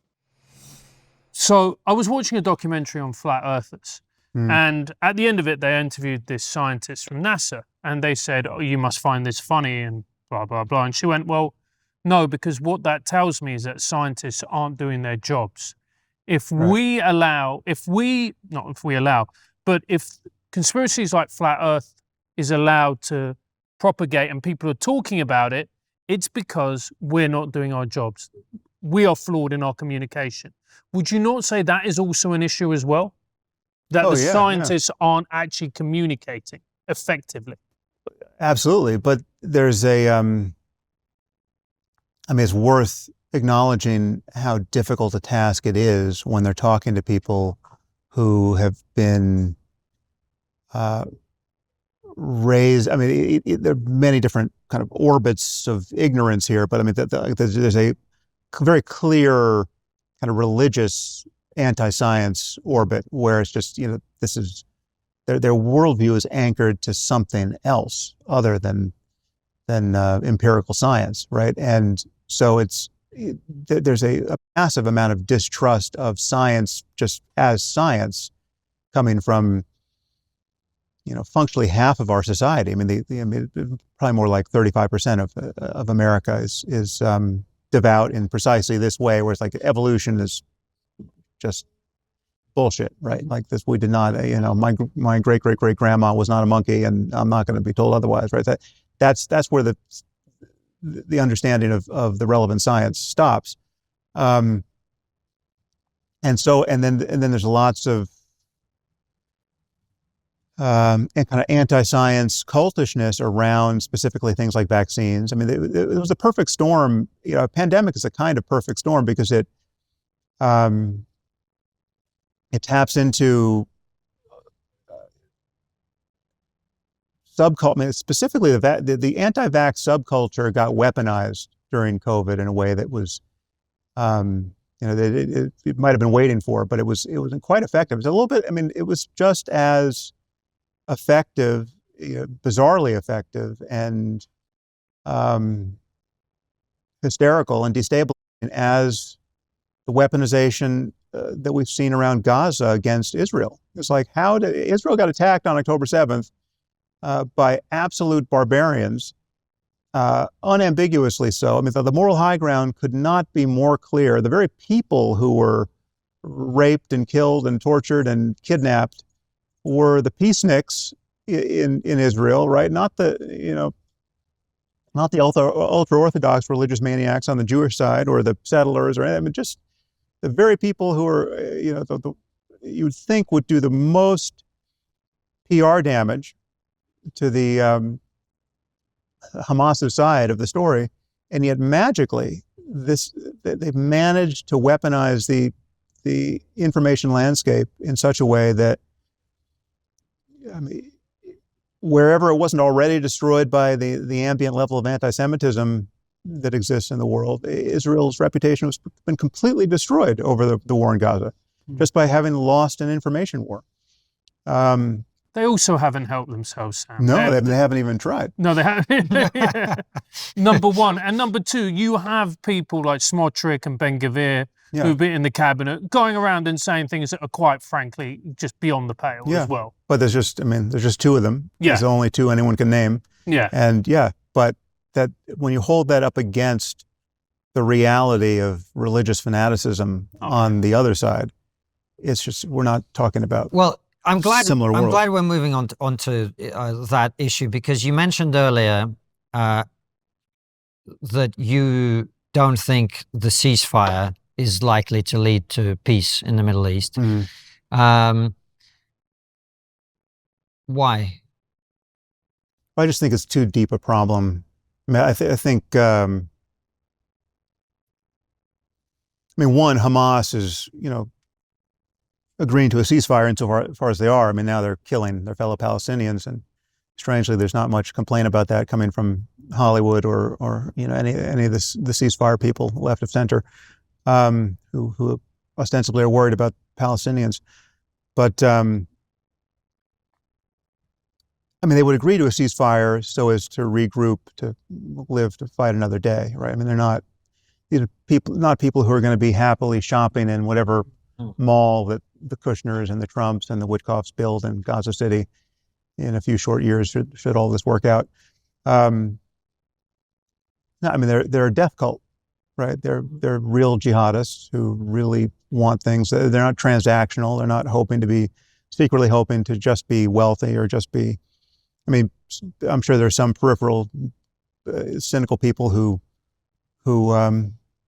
might be like that, but the true believers are true believers, and they're in a religious war, not just with Israel, but with everyone who's not Muslim, right? And even Muslims as well. Even Muslims who they consider to be apostates. And so when viewed from, this whole peace process is not credible from the point of view of real jihadists, right? It's like the people who are representing the other Arab interests. The crown prince of wherever is just another apostate who would be condemned by Al Qaeda or the Islamic State or Al Shabaab or any of the other organizations, including Hamas. I'm not saying all jihadists are the same, but they're the same in this regard, and they really are committed to a longer-term project of winning a religious war. But that's why the original Trump plan, it imposed dismantlement and disarmament of Hamas as part of its terms. Now, that hasn't transpired, but basically everyone in the region other than Iran and Hamas agrees that Hamas cannot be allowed to remain in power in Gaza. So the question is, can you get beyond that? And if you listen to our discussion with Joe, I made this point, which was about the Kushner plan, as I understand it, is to try and get the moderate Arabs to work with Israel in opposition to Iran. You have to get rid of Hamas for that to happen. And then you get them all trading together, and then they hold hands and sing Kumbaya. Yeah, but again, you're talking about the wealthy monarchs of the region who have the so-called Arab street to worry about. And the Arab street in scores of countries, there's 50 plus Muslim majority countries, not all Arab, is highly radicalized. It's not as radicalized as the Palestinians. The Palestinians Hamas is still popular among the Palestinians, especially in the West Bank. I think it's true to say that they would win an election in the West Bank today. Also as well, Sam, we need to take into account that the first thing that they did when Israel stopped bombing Gaza was it then went out and shot people it regarded as traitors, kneecapped them, tortured them, all the rest of them. You can't be certain that the opinion polls reflect people's genuine Yeah, but you sentiment. can be certain of the level of religious fanaticism in the area. Yeah. What people care about, they care about, above all, like the top of the list would be any desecration of the Al-Aqsa Mosque in Jerusalem. There's no number of kids you can kill that matters more than that. And that's bizarre. That's insane. That's the morally upside down, to have a culture that is framing their core moral concerns around religious fiction. Right. There are many cultures like that, but Islamic culture is the world over has the worst version of that. Right. Again, like you and I could say the three of us could say something on this podcast sufficiently provocative, or do something like burn a Quran that could literally cause embassies to burn tomorrow in a dozen countries. It's like that's the world we're living in. The Muslim community the world over is uniquely combustible based on the significance of religious symbols. And they're not uniquely combustible. They don't, we've seen protest after protest over things like cartoons and the naming of a teddy bear. We have not seen protests, certainly not sizable ones,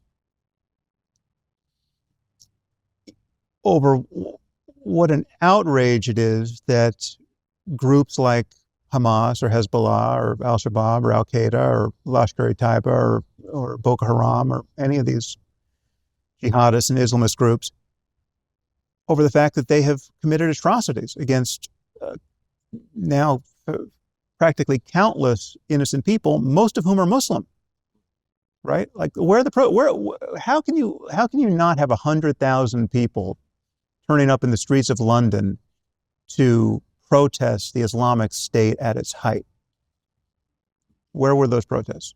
Where were all the Muslims who were desperate to disavow jihadism in the face of the Islamic State? I mean, what you had people dropping out of medical school in London, people dropping out of the London School of Economics to go join the Islamic State, to take Yazidi women as sex slaves, and then bragging about it on Twitter, right? And where were the protests? No, the protests were over the Danish cartoons, right? What's your point, Sam? What the center of gravity for far too much of this community of 2 billion people in the world over, is around religious pride and humiliation, religious symbolism. It's not around the real consequential body count of, violence and peacemaking, right? It's not about it. Most of the world, and certainly most of the Muslim world, doesn't care when Muslims kill other Muslims. They care when Jews do it. Most of the world doesn't care when Muslims kill Christians, right? I mean, it's strange. I mean, this is something I'm genuinely surprised about and confused about. I'm not quite sure why fundamentalist Christians aren't more agitated around the murder of Christians in sub-Saharan Africa by Muslims. I mean, right now, the Islamic State is cutting the heads off of Christians in it's Nigeria. Nigeria and maybe also Uganda, but it's definitely Nigeria. It's like you would think that would be a pretty big deal. It's not. It's no. It's the most inflammatory thing on earth is Jews killing Muslims in the Holy Land. So I mean, we need. I mean, yes, we desperately need a war of ideas, if not an actual civil war within the Muslim world in scores of countries, to nullify the cancer of jihadism. I mean, Islam plus jihadism is going to prove totally unworkable for open societies everywhere in the future. There's no way of assimilating jihadists. It's not. I mean, what you're experiencing in the UK right now is what it's like to have 6% of your society be Muslim, and some percentage of those Muslims to want to live under Sharia law, and some percentage of those Muslims to happily create, so-called grooming gangs, because it's in line with their view of how you think about infidel young girls. And you're trying to absorb all that, and you got Tommy Robinson out there complaining. The Muslim community has to figure out how to purge itself of this level of religious fanaticism and these specific commitments around things like punishing apostasy and blasphemy and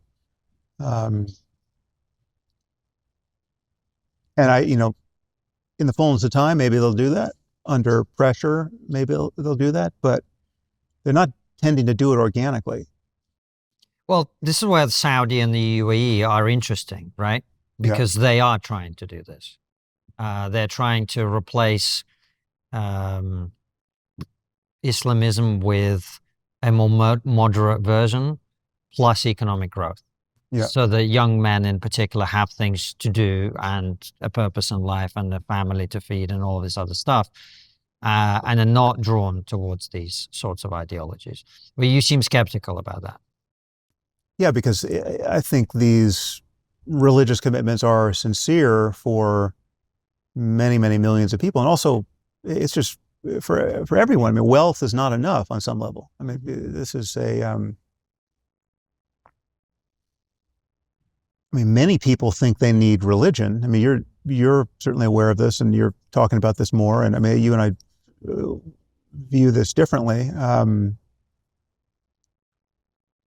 I think the burden is on us to understand that the real depths of human flourishing need to be talked about in ways that are non-sectarian. I mean, the truth is non-sectarian. The truth is not Christian or Muslim or Buddhist or Jewish.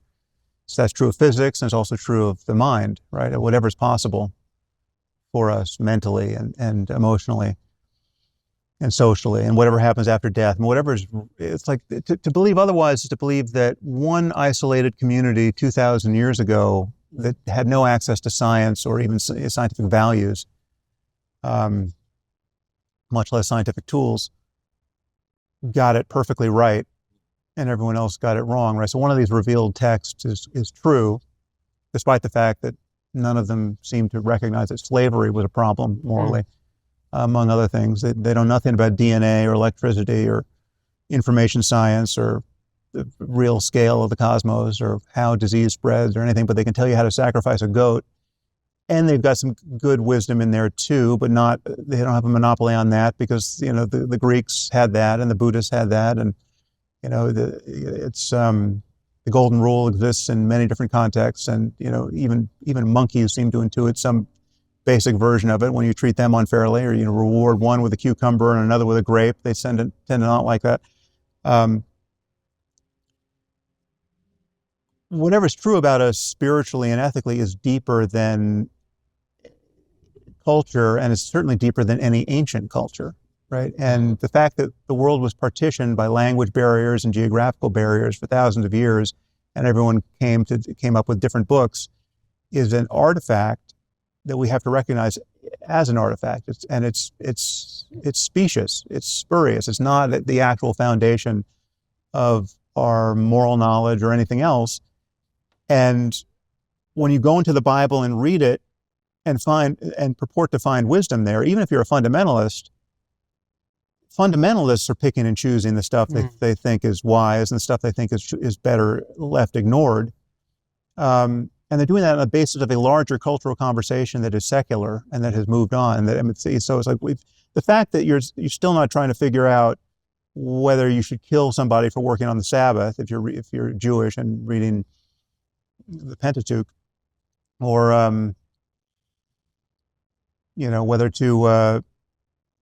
whether you really need to hunt witches in your community for the crime of witchcraft, right? But the fact that you can ignore all that and just take the so-called good stuff, again, that's an editing procedure that is the gold standard of that is your own moral intuitions that have been tuned up by your engagement with the 21st century, your inevitable engagement with the 21st century and a wider secular culture, right? So none of these religions have a monopoly on anything other than their own sectarian ignorance and tribalism and dogmatism. And all of that is best disavowed, and we can have a real conversation about what is truly transcultural and deeper than the artifacts of whatever grandma had in her bag before we knew anything about biology or the human brain or etc. But most of the world doesn't see it that way. Most of the world is mightily attached to whatever they got at mother's knee about the unique sanctity of a specific book and what happens after death. And they've organized their lives around it. And in the case of Islam, you're talking about a much wider culture that has been insulated from modernity to a remarkable degree and has not had the same kinds of collisions with rationality or science or secular politics. And so on some level, it's like we're dealing with the Christians of the 14th century in many, many places. and even on the streets of London. Sam, it's been an absolute pleasure as always having you on the show. The final question is always the same. What's the one thing we're not talking about that we really should be? Before Sam answers the final question at the end of the interview, make sure you head to triggerpod.co.uk where he will answer your questions. Presidential nominees for 2028, who would you like them to be and who do you think will actually be chosen? I'm very curious to know who his top 3 non-fiction authors would be. What do you think about the idea that new atheism might have paved the way for wokeism? I think we're not talking about solving coordination problems that by definition are global in scale. So much of what we've talked about so far represents a massive opportunity cost around the problems that really are huge that we can't even think about solving. It's like, we haven't talked about AI, right? So AI is a global phenomenon now. It's going to impose whatever global risks it imposes on us. To get out of this arms race condition and develop this technology sanely in a way that's going to be compatible with our flourishing or even our survival is going to require cooperation that we just can't figure out how to even begin to engineer, right? How do we get the entire world on the same page around what is safe and ethical around That's AI? not going to happen.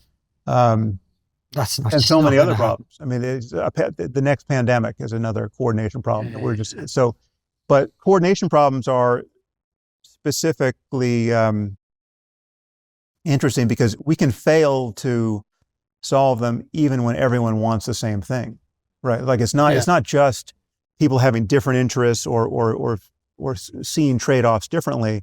We can all fail together because we simply haven't figured out how to move collectively, even when everyone could be incentivized to do that, and everyone has the same basic interests. So there you go, an uplifting message from Sam Harris to finish on. All right, head on over to Substack where we ask Sam your questions. Are you encouraged that a critical mass of the best new media platforms, including TRIGGERnometry, is evolving beyond commentary into high-quality interview journalism and the kind of genuine shoe leather reporting traditional media seems unable or unwilling to deliver?